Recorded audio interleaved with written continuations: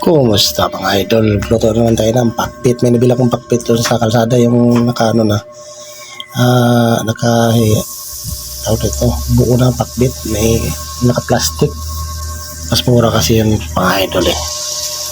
Kabili ako lang ng 30 pesos. Bumili ako ng kunting karne, pampalasa lang, diba? Yan mga idol. Dito na naman tayo sa ating hot pot.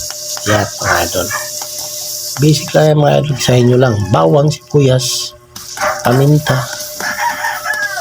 karning baboy. Yung karning baboy, isahin mo muna yung karning baboy, paminta, tapos suka, tuyo. Lagyan ko ng suka idol para hindi iwas panis ba, hindi mapanis agad pag may matira.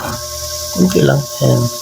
Tapos bitchin, paminta, yan, ayos na. Talo-talo na. Lagyan nyo yung tubig kunti, pwede nyo damihan, pwede nyo damihan, pwede rin kunti lang tubig. Nasa inyo na yun kung gusto pinatuyo o marami, nasa inyo na yun. Kaya mga idol, ito yung suka, tuyo, yan. Tapos pakaluin nyo muna. Tingin nyo may luto na yung karne, yan, lagyan nyo kunting tubig. Luto na yung karne, di pwede nyo na isali yan, tanggalin nyo yung dilaw, yung bula-bula. Tingin nyo luto na yung karne, di ayos na. Lagyan nyo na yung gulay. Yan, lagyan ko ng paminta.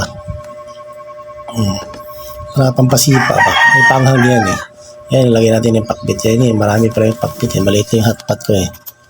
Pagkasyahin natin yan sa mahiwagang pakbit. Mahiwagang hotpot pala. Sana ito yan, nabili ko sa Lazada eh. Maliit lang. Pagkasyahin natin eh. Yan. Kasya yan mga idol. Ayos yan oh.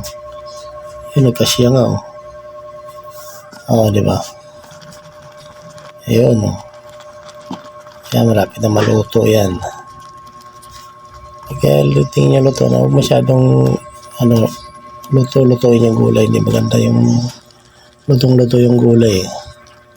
Yan, tikman nyo na yun sa panlasa nyo. Pag tingin yung luto na, di kainan na yan mga idol.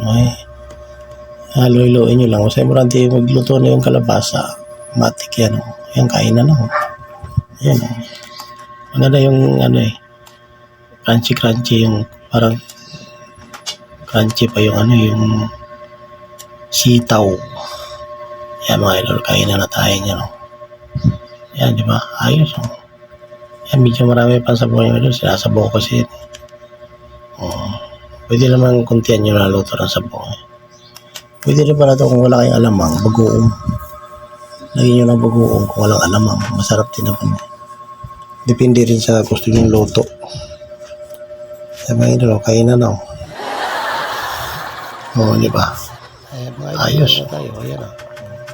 Thank you. Busog. Salamat.